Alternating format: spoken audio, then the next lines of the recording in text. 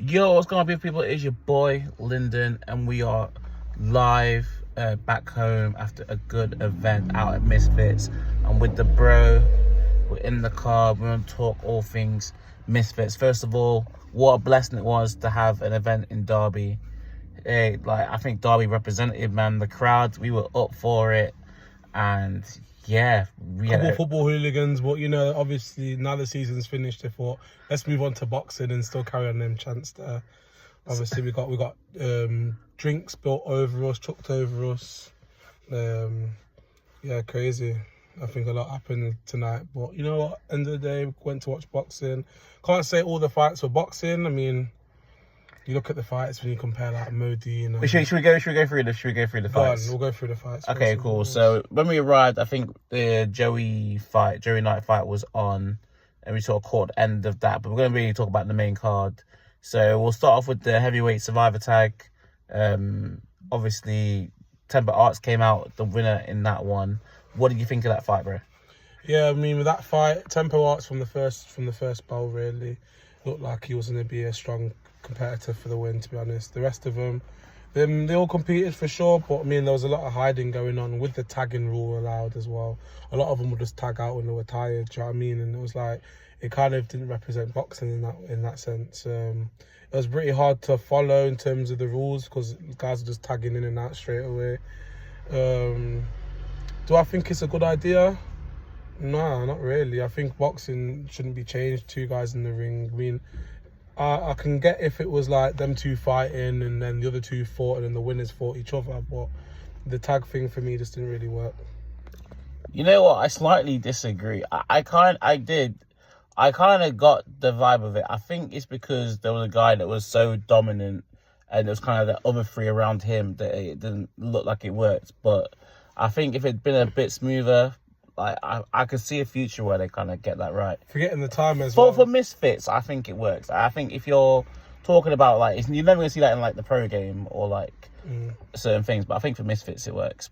But yeah, Temper got the win in that one. He'll go on. Saw Kells hop in the ring, bro. You need to work on your mic skills. I can't lie. Do you remember Kells trying to talk to Tempo?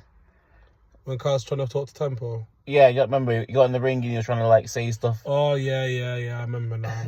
I mean, he didn't really know how to deal with that situation. Must be new to him. But I mean, if that fight would happen, it happens. It happens. We'll watch it, of course. Watch it, of course. Yeah, and that's why I can say I can't really speak for that. He offered him out, and that's what happened. Yeah. So what was the next fight, bro? Next fight after that was the Jordan Banjo Will Anderson. Yeah, man, fair play. Two guys. I mean, that was the first fight where we're two guys proper going for it. We really respected it. Jordan came out on top. It was a bit slow to start with, I felt. None of the guys, they were kind of just feeling for each other, looking for each shot. And in boxing, you kind of just got to go for it. So I felt like it was a bit slow start. Got there towards the end.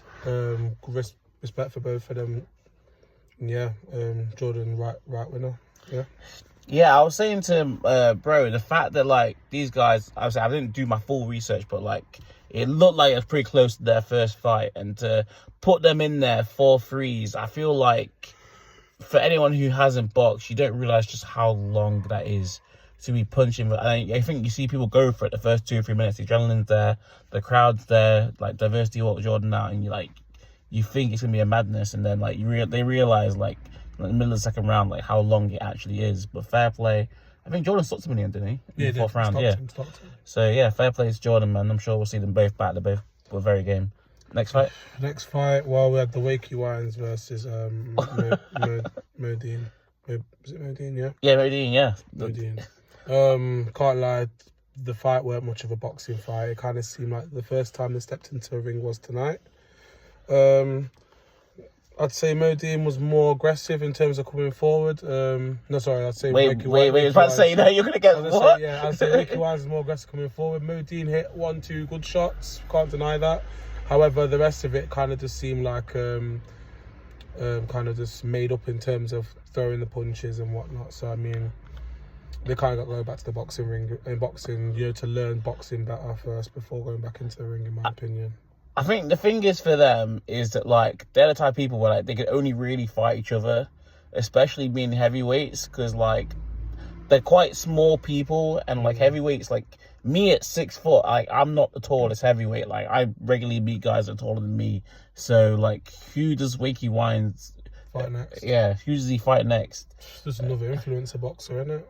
But yeah, also Modine pushing him over after Wakey Wines goes to like celebrate, crazy. just taking this whole moment away, tries to fight in the crowd. Like I've got no time for that. I don't think he'll fight Misfits again after that. I mean, he showed more energy in the fight after than Literally, he had all that. You know what I mean? Like, I don't understand. You know, for someone who didn't throw all 5 rounds, or was it five 1 minute rounds? Yeah, so the guy that didn't throw for the full 5 minutes to have all that energy to just go and try and cause a scene, it's uncalled for. He didn't even earn it. Do you know what I mean? I think altogether, less than 20 punches thrown, crazy, like in the whole 5 rounds. Do you know what I mean? So yeah, if you had actually fought like well and like you'd really like made it a close fight, then maybe we'd get it. But yeah, just look a sore loser, bro. Like that, it just wasn't it. Next fight. So we go on to the Walid versus the Fox, the G. Good fight. This is where like we disagree because me and Marcus agree, but like we're disagreeing with the internet right now because Walid won the fight. Walid won that fight, and the fact that Fox G won the fight because of, I don't know, with the undefeated record, the guy should have had that Ogo. End of the story. I feel like Walid's team will feel disappointed with the result, and don't know if you can dispute it in this level, but I mean, definitely worth looking at again because I just felt like, well, the way we were scoring it, Walid's second and third round was strong, and Fox G was just a bit too hesitant to go in the second and third round. So yeah, I mean, I had Walid up 2-1 before the final round. Could have given the final round either way. I think Walid just got it, so I would have given it 3-1. But the judges had it differently. I think what you've got to remember as well is obviously Fox the G started very well. He's already a fan favourite. He started well, and I think kind of people thought it's gonna be like a formation thing. And I think Walid showed so much heart. You got to remember they're watching it with like a certain commentary. Obviously, you're looking online. If everyone's saying Fox the G's like, whereas we were there in person, just taking it in, not really knowing either fighter. And we were just like, Walid's really come back into this, and he's really impressed us. And we thought Fox was slowing down for us, they say second and third round. But it was good to see two guys fighting to the end. You see how much the win meant to both of them. They didn't stop till the final bell. So just fair play to both of them, man. That was like a great fight. Next fight, so we have Chase Demore versus Tank Tolman. Oh, that was interesting. You know, Tank was running that fight, I think, and he got that knockdown. Oh, this is one you went away. I went away, yeah. I went so and missed it. I guess I'll kind of have to break this one down. So, yeah, I would say, it was kind of one of them where Chase from the back foot, Tank was going forward, and then Tank caught him with a shot. I can't remember if it was the first or second. Yeah, it went 2 rounds, didn't it? Yeah. Tank caught him with a shot, and obviously it was like a knockdown up, and it was like a big shot. But what he should have done is you got a knockdown. You scored a knockdown on the champ. You need to like calm down. Like he needs to chase you now. He needs to get back. Whereas Tank, I don't know whether it was like the crowd or whether he was just like, oh, I'm stronger than this guy. But he just walked forward, and obviously Chase is a long guy with long arms, and Chase just set a trap, and it worked. And I think that this year was both the knockdowns. But yeah, the first knockdown he gets caught 1-1 in the round, so he just lost that advantage. And then second round he gets caught, fight's over. Big up Chase, man. Like, but I don't know. For me, like if I'm looking at like a heavyweight champ, seeing him on the back, like compare that. Sorry, the light's gone off.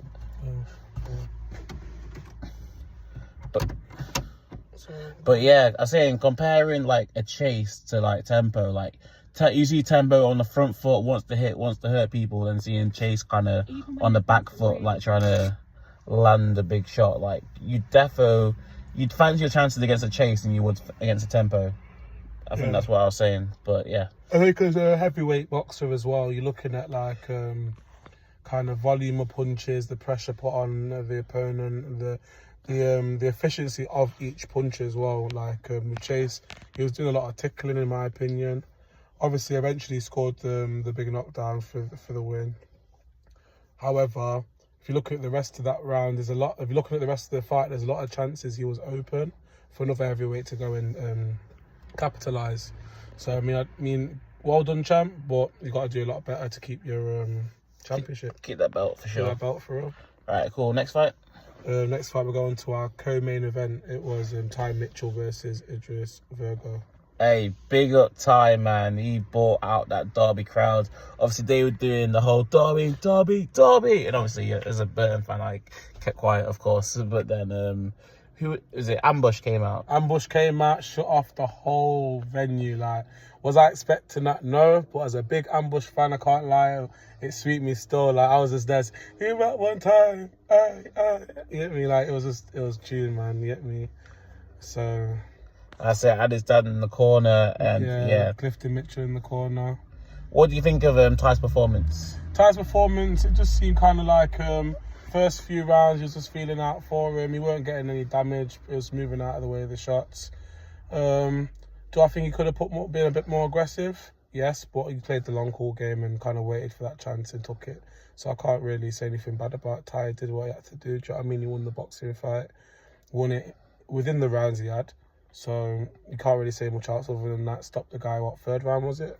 Yeah. Stopped him third round. I do feel like Idris had a bit about him, but I think it was one of them where he ran out of ideas when it come to the stoppage. And yeah, fair result. Fair play to Ty. Amen. No, big up Ty. The Derby spot was in the building. I think after that fight was when some guys thought they were being cool by chucking a drink. It landed on me and Marcus and a few other rows as well. And then they all got kicked out. Like, it seemed to be a few fights in the crowd, I can't lie. The fight of the night, meeting that, to be fair, if we're going to talk about the last fight, the fight that was probably like an absolute growler. But there was some good fights in the crowd, actually. There was a lot of people just thought, you know what, I'm a boxer too. And yeah, it's crazy, like, the amount, how boxing can just make someone so angry. Do you know what I mean? Like, how people can just change, their whole character can just change over watching a boxing fight. Don't know how to control their emotions, but end of the day, then people are where they are and the boxers are where they are. I don't understand all the booing as well. Obviously, a lot of fighters are getting booed, but to see where they come from, you don't even know. They're getting booed because they're fighting like a favourite. I mean, you gotta respect every fight that comes in, even down to Modine and Tawaki Wines. Even though the boxing weren't great, they went into the ring, do you know what I mean? And like, gotta put hats out to them as all the other fighters as well. Should move on to the main fight. 100%. The main fight, Darren Till versus Darren Stewart. Wow, what a fight. Like, both guys are legends. Seriously, Darren Stewart, Darren Till. I knew Darren Till before the fight. Obviously not knew him personally, but I knew his work in the UFC.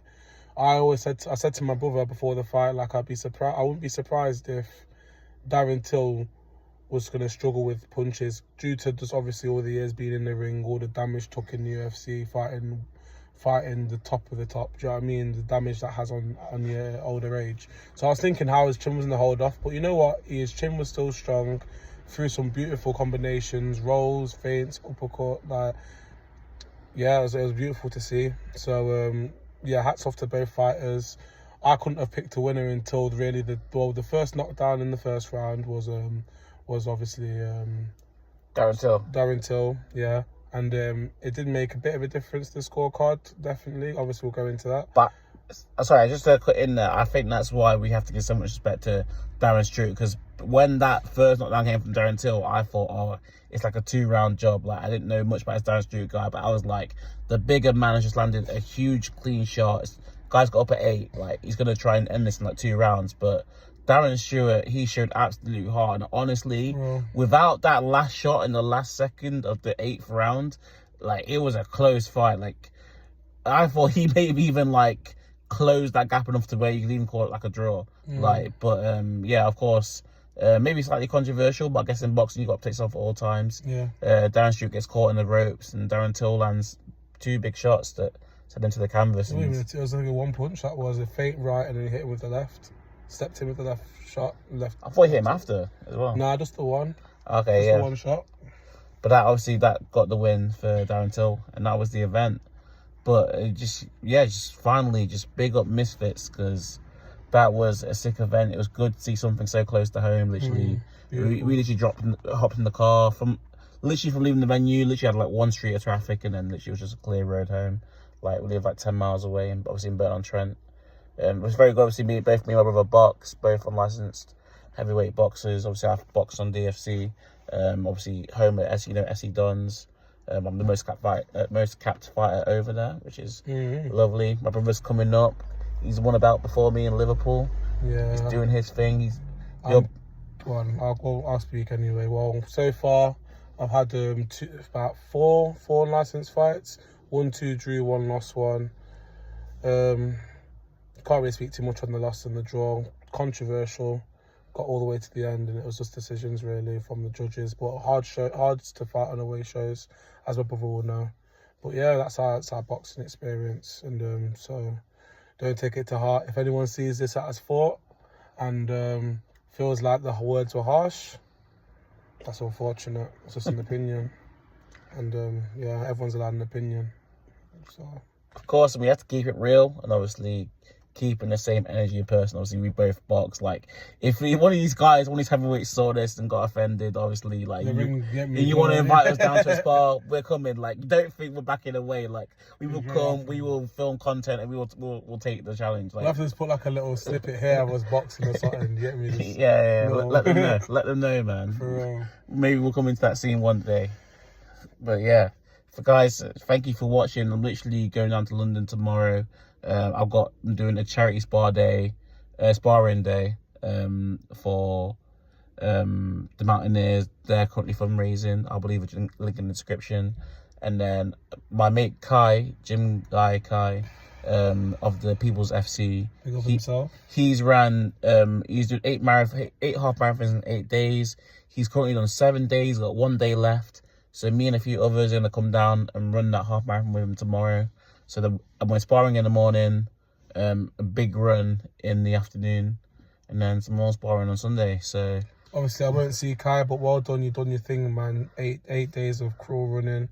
And you know what? I wish I could be there to celebrate with you, but my brother will be there as well, so I'll be there in spirit, man. But yeah, well done. And I heard he got like you got a world record. Was it like the Guinness World Record as well for that, being in one of the like biggest groups that have finished the marathon? London Marathon, all the people who completed it could send off for that certificate to be like they were part of that group. Yeah, that's it. That shows where running's gone, and running and boxing go very hand in hand. Like I've said this to my brother, like I think that running has helped me box a lot better, because people see my size. I'm a big guy, like I'm like 300+ pounds. Like I'm a big guy. Like, people expect me to kind of gas out and get tired. And then when they fight me and we do like 5 rounds sparring, obviously I fought Lee Cook. We did like 5 rounds. That's up on my YouTube channel. And like people be like, bruh, like I did not expect you to keep going. You take big shots and you keep coming forward, and that is the running. But I feel like I'm slightly off topic. Yeah, like I said, I got to be up in like 6 hours, so I'm not gonna talk too much longer. But yeah, hope you guys enjoyed the little review of the Misfit event. Shout out to Mams, KSI, everyone behind the event. We saw some cool people in the crowd. It's nice to see many people seeing Derby. Obviously, Derby's very close to us. So it's nice. Around the corner for us. People seeing the Midlands, man. And I'm sure, hopefully, the people who were here, some of you lot would have gone on a night out in Derby, because Derby is literally right around the corner from that venue. And I'm sure we're going to hear some stories about these lot taking over these Derby bars. Shout out all the celebrities that we seen in the crowd as well. Seeing KSI, seeing Fraser Clark, seeing Afghan Dan, seeing just quite a few people well known in the Michael Venom Page was like, Michael Venom Page was there. Do you know what I mean? Like, you think Little Derby, do you know what I mean? And like all these A-list celebrities, the cars outside the venue, crazy, man. You just think, yeah, man, like a lot of people really come out for this show. Do you know what I mean? And not even just anyone. We got big names coming out for these shows as well, man. So big up them. Made the show. Not saying they made the show, but you know, just shows really how far it's come as well. So yeah, big up to the show. It was a good show, and we'll probably have to come to another one, do another review. Let us know if you want us to do this again and go to another boxing show. We'll have to put on a review for you guys. Yeah, man. Hope you have enjoyed, because we enjoyed the event. And yeah, I need to really get sleep now. But I'll catch you in the next one. Much love to you all. See you soon. Stay blessed. Anything from you, bro? Nothing too much. Catch me on socials. M from S. I do boxing, I do football, coaching. Not so much football so much anymore, but I do the boxing, football coaching, do a bit of music as well. So yeah, check me out on socials. M from S, or on TikTok it's M Official. So yeah, if you ever want to check out my socials, we'll leave it somewhere there, or it'll be in the bio. Yeah, just check it out. I love that, bro. Plugging yourself, and you other guys, you know, you're on my channel. Lyndon's Pictures, Lyndon Coombs on Facebook. Like, Facebook's Marcus Coombs, by the way. On Facebook, it's just my name, Marcus Coombs. That's where you'll find me on Facebook. you'll see me on all platforms, even down to Threads. Like, I even hop on Threads quite a bit. So, like, literally, just come check it out. Like, we do a lot of things over here. I've got a big running target in July. June the 8th, I've got a big fight on DFC, fighting a guy called Danny Cook. It's going to be a great battle. Two guys that won their last fight, and this is really a chance for me to push back towards fighting for the DFC title. And that's something that's really close to my heart, that like I really want to bring that title back to the Midlands. So on my own personal journey, and yeah, that's motivated me to go and work harder than I ever have done in the boxing ring right now. But yeah, it's time to go to bed. That's it. Peace out, guys. Peace. See you soon.